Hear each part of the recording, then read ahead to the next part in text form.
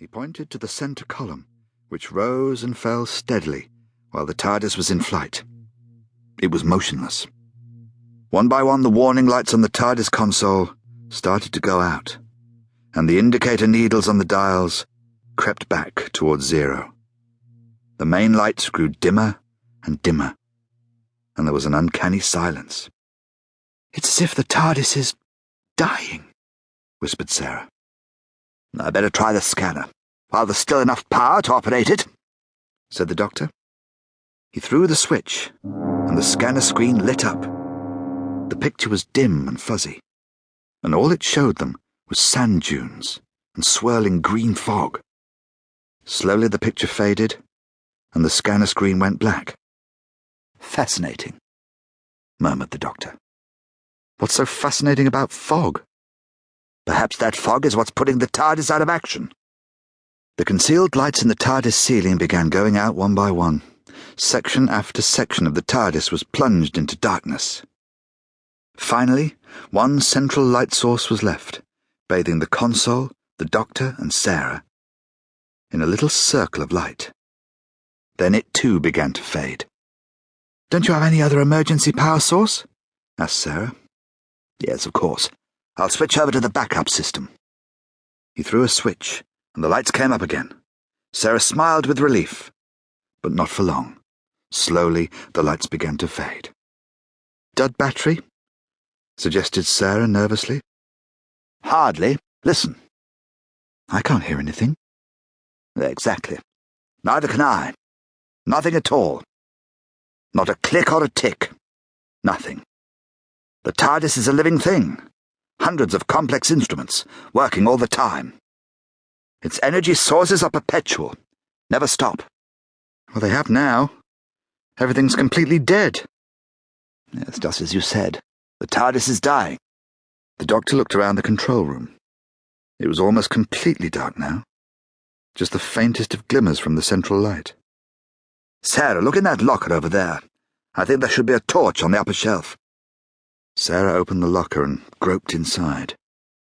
She took out an enormous torch, the heavy industrial kind, covered in black rubber.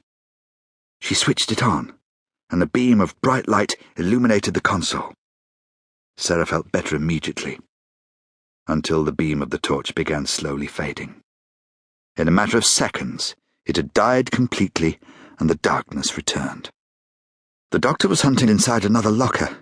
He emerged, carrying a large, old-fashioned lamp, the sort coal miners used to have.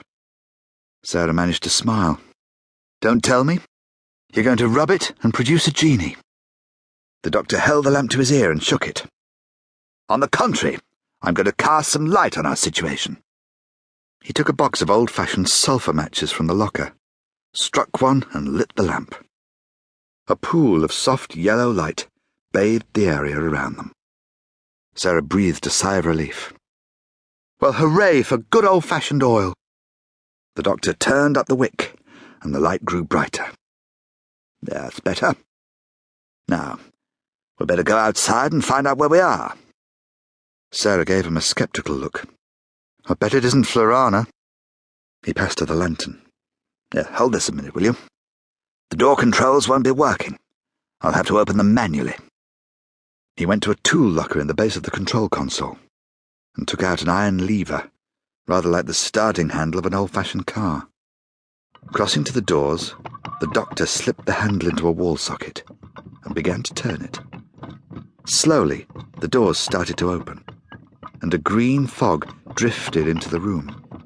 It seemed to chill the air. Sarah shivered inside her beach robe. The doctor opened the door a little wider and went outside. Nervously, Sarah followed. There was little enough to see. The TARDIS seemed to have landed in the middle of sand dunes.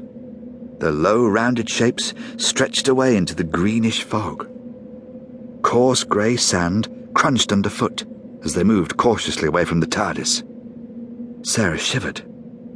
"It's so cold." "Come on," said the doctor. "Let's take a look around." They walked on through the dunes for quite some time. Suddenly, Sarah jumped back in terror as a menacing black figure loomed up out of the fog. The doctor held her arm.